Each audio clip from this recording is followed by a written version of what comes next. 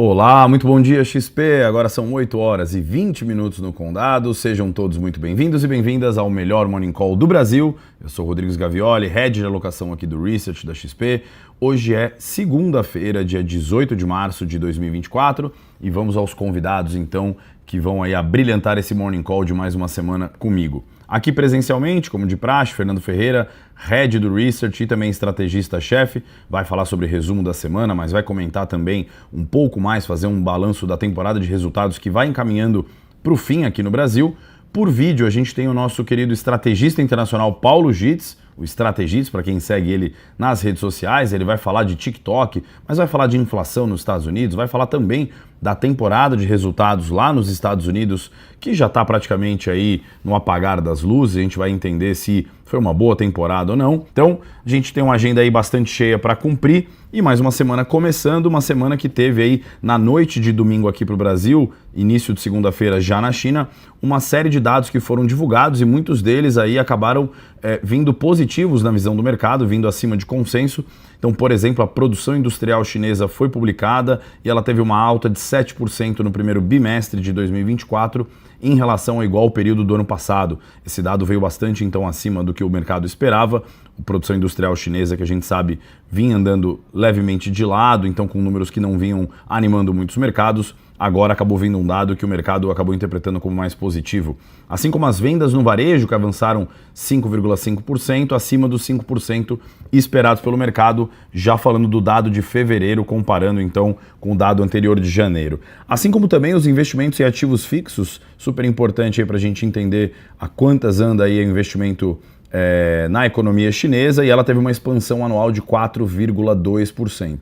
Então, dados que animaram aí os mercados, a gente vai olhar um pouquinho como é que fecharam os mercados na Ásia, mas animaram bastante os mercados na Ásia e principalmente também agora já tendo reflexos nas bolsas da Europa e Estados Unidos. Na Rússia, vale destacar então a reeleição do presidente Vladimir Putin, que parte para o seu quinto mandato, então, mandatos lá que são de 6 anos, então ele ruma para completar aí 30 anos no poder lá na Rússia. Segundo a comissão eleitoral, que é controlada pelo Kremlin, o Putin foi reeleito com 87% dos votos, ele que concorria aí com outros 3 nomes que são apoiadores inclusive dele, então Putin reeleito na Rússia para mais 6 anos. Agora pela manhã a gente teve dados de inflação na zona do euro e a taxa anual de inflação medida pelo CPI, que é equivalente ao nosso IPCA aqui no Brasil, ela veio com uma variação de 2,6%, na variação então anual vindo de 2,8%, então uma leve queda, com o núcleo que exclui os itens mais voláteis, vindo com uma variação de 3,1% ante o número anterior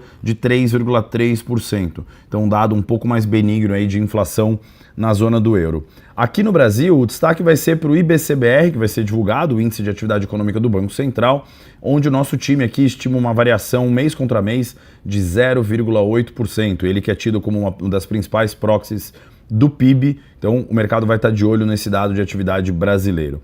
Na temporada de resultados, o Ferreira vai falar da agenda da semana toda, mas hoje acho que vale destacar a Embraer, que já saiu agora pela manhã. A gente vai ver se o nosso time aqui vem amanhã repercutir esses resultados, mas também tem Braskem, tem Vamos, tem Magazine Luiza e tem mais resultados ao longo da semana. Ferreira daqui a pouco não só vai falar de mercados, mas fala também dessa agenda de resultados e também vai fazer um balanço sobre ela. Falando agora então dos mercados, que na sexta-feira, em dia de vencimento de opções de ações que a gente teve no Ibovespa, ele acabou pressionado por um cenário macroeconômico que passou aí, um cenário que está bastante desafiador, ele passou a precificar maior dificuldade nas quedas, ou pelo menos na intensidade das quedas dos juros, principalmente pelo Banco Central americano, mas também ele pegou esteira na queda do preço do minério de ferro, que acabou impactando as ações da Vale, e aí por conta disso a gente teve aí o Ibovespa fechando em campo negativo. Foi uma queda de 0,74%, fechando aos 126.742 pontos. Então o minério de ferro aí que passou a negociar perto dos $100 por tonelada, né? Isso que não acontecia já desde agosto, mais ou menos, do ano passado, e caiu na sexta-feira mais 3,5%, levando junto os papéis da Vale. Outras quedas relevantes também foram no setor de educação e de varejo, inclusive as duas maiores quedas da sexta-feira foram de papéis do setor de educação, com o Edux caindo 9,8%, depois de um resultado, um balanço que foi considerado fraco pelo mercado, e ele levou junto também as ações da Cogna, que caíram 11,7%. As maiores altas do dia ficaram com Azul, que subiu 6,9%, e Petro Recôncavo, que subiu 4,2%. Então, setores de varejo que são bastante sensíveis, então teve quedas relevantes também de Casas Bahia, Lojas Renner, Alpargatas e também educação, sentindo bastante essa pressão nos juros. E os juros na sexta-feira deram sequências altas da semana, o Ferreira vai mostrar como é que foi o comportamento da curva, mas na sexta-feira eles voltaram a subir, então uma semana de altas nos DIs em geral. DI janeiro 26 fechou em 9,89, vindo de 9,78. O janeiro 27 fechou a semana em 10,13 e o janeiro 29 fechou em 10,63, flertando aí já próximo novamente, o que não acontecia há bastante tempo, com os 11%. Com oscilação de menos de 2 centavos para mais e para menos, o dólar acabou fechando a sessão em alta de 0,2%, cotado a R$ 5,00. De novo, também o Ferreira vai mostrar um pouco da dinâmica da semana para o dólar, que tem tido comportamentos tímidos, mas com uma pressão leve de alta nesse curto prazo. As bolsas asiáticas agora de manhã, elas fecharam, e elas operaram no campo positivo, na expectativa da decisão de política monetária do Banco Central japonês, devem ter novidades por lá, mas também refletindo os dados econômicos de China mais positivos. Então, liderando os ganhos, a gente teve o Nikkei, que saltou 2,7%, mais uma alta expressiva, principalmente puxado por ações de eletrônicos e setor imobiliário. Já na China, o índice Xangai, da China continental, subiu 0,99%, e o CSI 300, o CSI 300, teve uma alta parecida de 0,94%. As bolsas na Europa seguem esse viés de alta, com o índice amplo Stock 600 agora há pouco só virando um pouco de sinal, ficando então no 0 a 0, agora chegou a bater no negativo e agora voltou para o 0 a 0, enquanto as bolsas da Alemanha, da França estão com altas tímidas de 0,10%, 0,20% respectivamente, mas a Europa no geral no campo positivo nessa manhã. O que leva também os mercados futuros nos Estados Unidos a estarem majoritariamente positivos, então o S&P 500 0,5% de alta, o futuro do S&P, e o Nasdaq futuro com uma alta um pouco mais forte de 0,85%. Enquanto o Dow Jones ele tem ficado no 0 a 0, mas nesse momento está com uma leve queda de 0,02%, então nessa manhã de um tom um pouco mais otimista, mas o Dow Jones ainda meio que no 0 a 0, levemente negativo. Petróleo, vale destacar, com uma alta nessa manhã de 0,6%. Bom, giro feito na agenda de dados econômicos, mas com certeza o Ferreira vai trazer o grande destaque, porque é uma semana de política monetária, mas eu não vou dar muito spoiler, eu vou deixar que ele traga como de praxe, então, o resumo da semana, o que vimos na semana passada e o que esperar também para essa que começa. Ferreira, bom dia. Bom dia, Sgavi, bom dia a todos. Pois é, 2 semanas atrás a gente teve a super terça, né, da parte política nos Estados Unidos. Semana passada tivemos a super terça também dos dados de inflação aqui no Brasil e também nos Estados Unidos, os dados que surpreenderam para cima, né, tanto aqui quanto nos Estados Unidos. E essa semana temos a super quarta da política monetária com decisões do Copom e também do Federal Reserve. Mas antes disso também temos a decisão do Bank of Japan, né, do Banco Central do Japão, que pode ter o primeiro aumento de taxa de juros dos últimos 17 anos. Né? Então seria uma mudança bastante importante do ponto de vista de política monetária. O Banco do Japão foi o único banco central que não alterou a sua política de juros zero.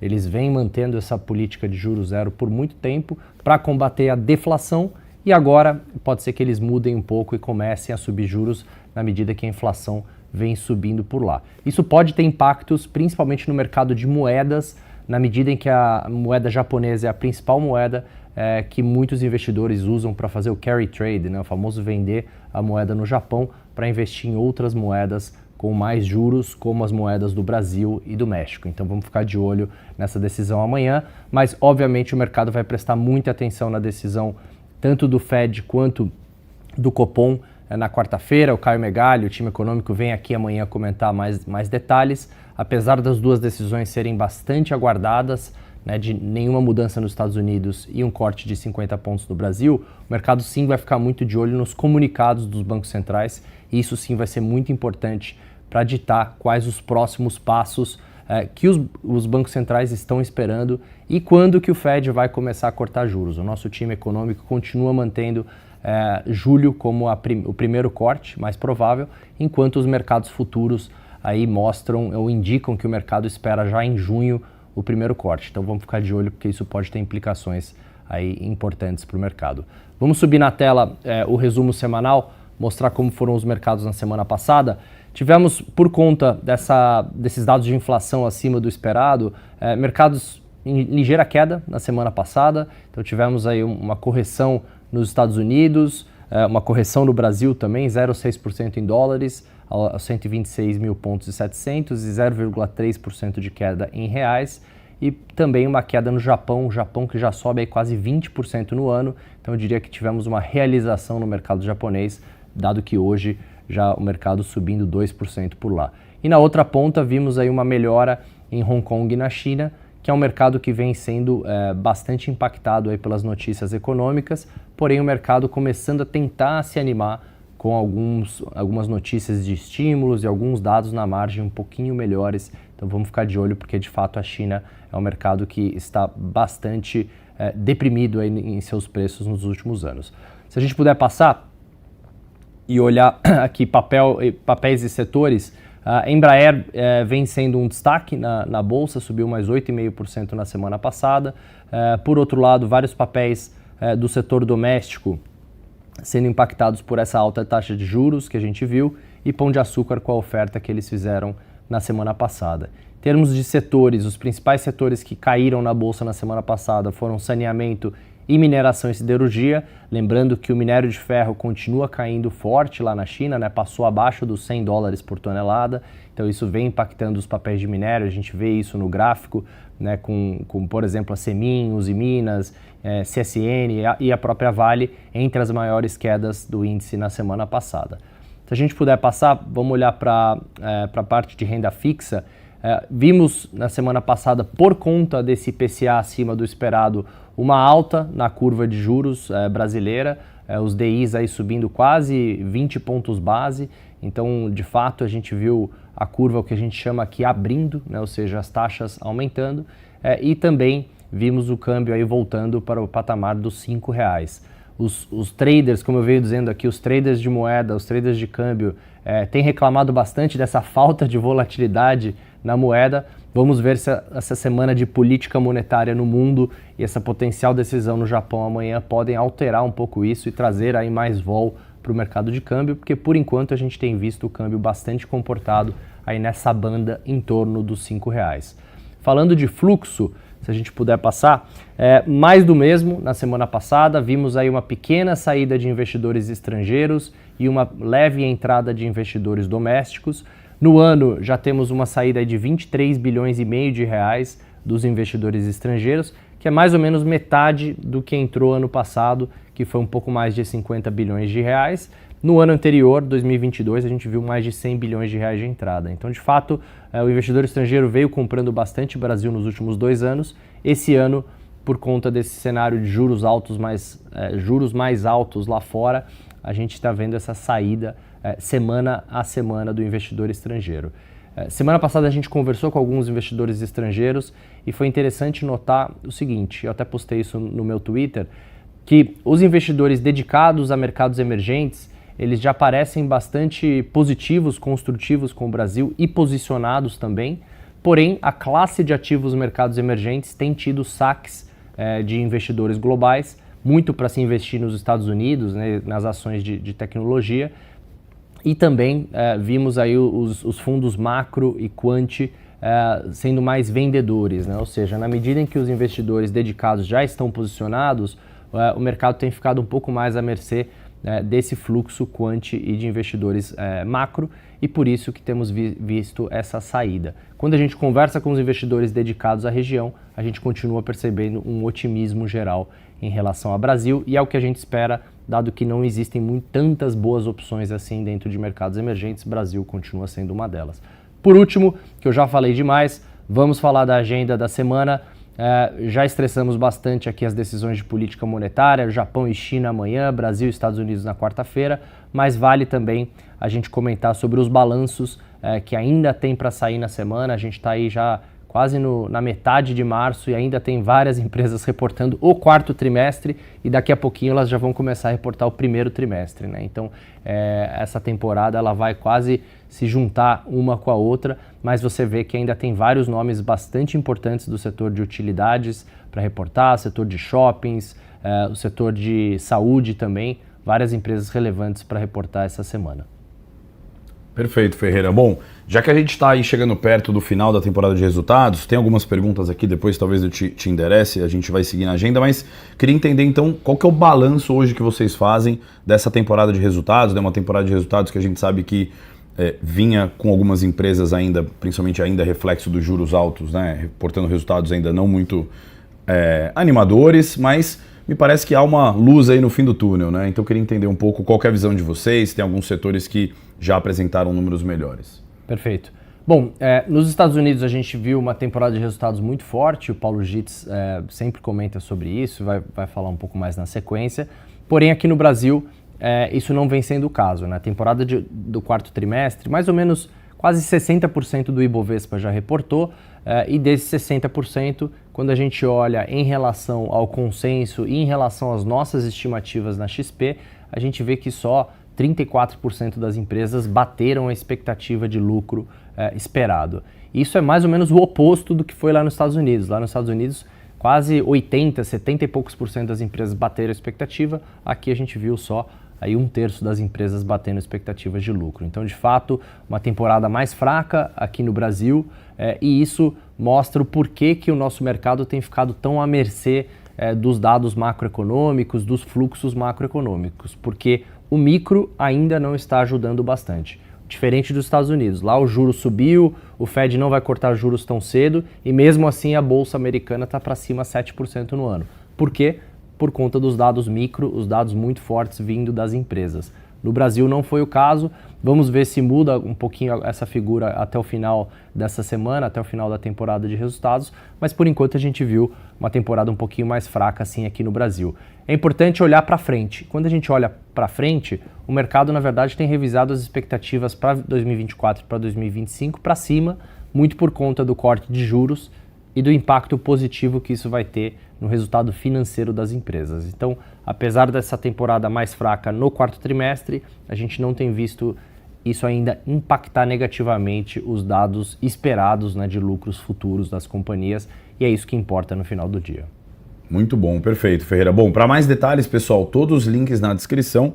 Já vou aproveitar aqui o GWS Performance, que na verdade é o perfil do Leuskis aqui, nossa audiência cativa, perguntou sobre se a gente vai refletir aí os comunicados dos bancos centrais, né, quando decidirem de política monetária. Sem dúvida, já aproveito então até para avisar que era um comunicado que a gente tinha na agenda aqui, que como de praxe, na quarta-feira, então 19h30, a gente tem a nossa live do Copom, que na verdade é a live da super quarta, que vai ter então toda a análise prévia que o nosso time acaba fazendo sobre as decisões, então, de política monetária nos Estados Unidos e no Brasil. E óbvio que também, muito provavelmente, vai comentar sobre também a decisão de política monetária no Japão, caso a gente tenha alguma mudança relevante. Mas o Alberto aqui também perguntou sobre temporada de resultados, principalmente num cenário macroeconômico de dados econômicos fortes. Mas quem vai falar sobre isso, até porque já estava na agenda dele, é o nosso querido Paulo Gitz. Então, Gitz, ajuda aqui o Alberto, me ajuda a entender um pouco, então, como é que está a temporada de resultados, como é que está a visão para a inflação nos Estados Unidos, e tem também um pouco de micro aí, né? O que você trouxe para a gente? Bom dia. Bom dia, Sgavi, Ferreira, Sendai, bom dia a todos do estúdio aí, todos que nos acompanham no Brasil e no mundo.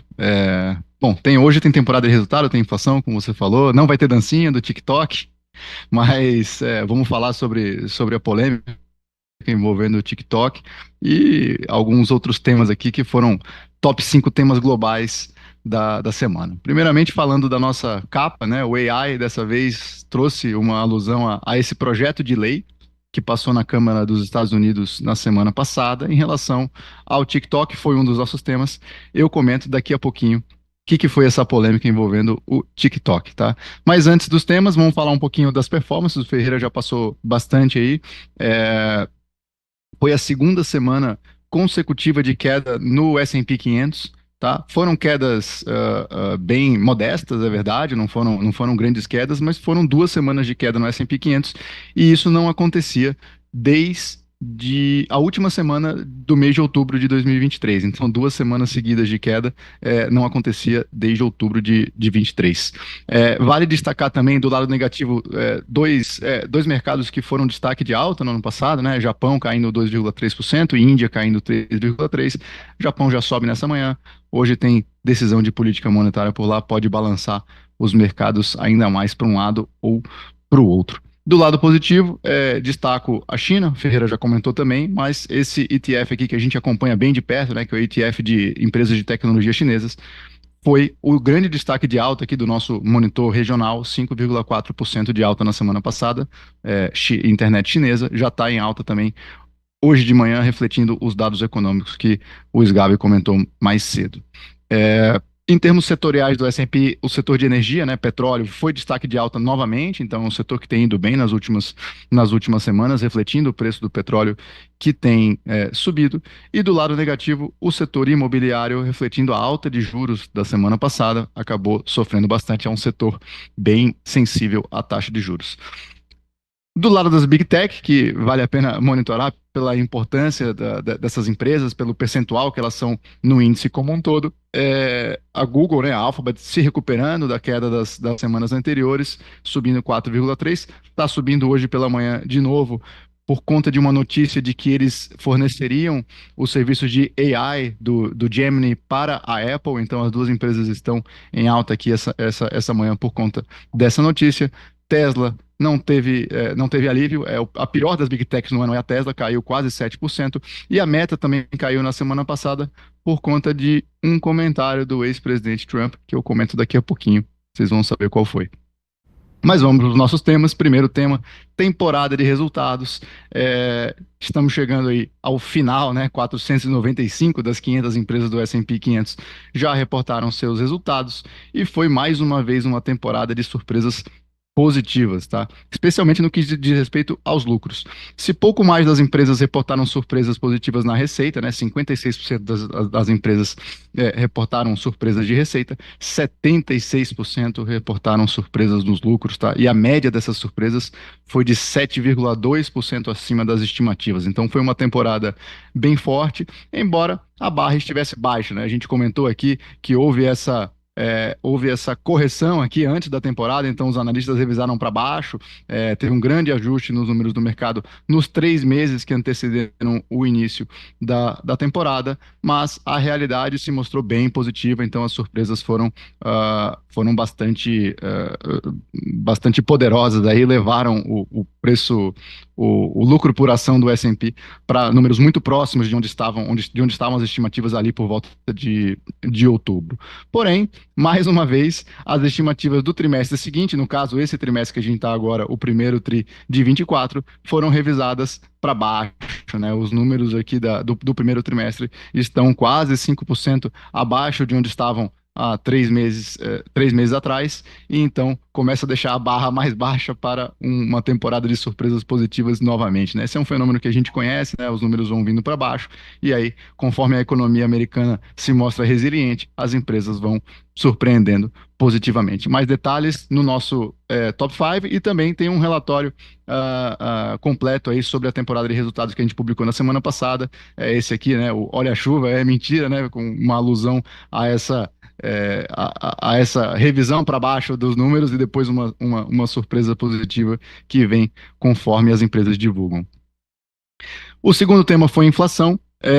Na terça-feira passada, a gente recebeu os dados do CPI, né, o índice de preço ao consumidor americano, e as notícias não foram boas, tá? Apesar dos números em linha, um pouco piores, não foi uma grande surpresa negativa na divulgação do CPI, os dados corroboraram algo que a gente já tem comentado aqui já faz um tempo, né? É a reaceleração de alguns indicadores de preços da economia americana. Então, se a gente olha, por exemplo, o núcleo de serviços, que é tirando a parte de serviços, tirando a parte de moradia, que é uma parte da economia muito sensível à mão de obra, muito sensível ao mercado de trabalho, a gente vê que já está num processo de reflação, né, de reaceleração da inflação, e isso, sem dúvida nenhuma, preocupa o Fed e deve fazer com que o Fed não aumente as taxas na quarta-feira. A gente tem super quarta, né? Vai ter decisão do Fed.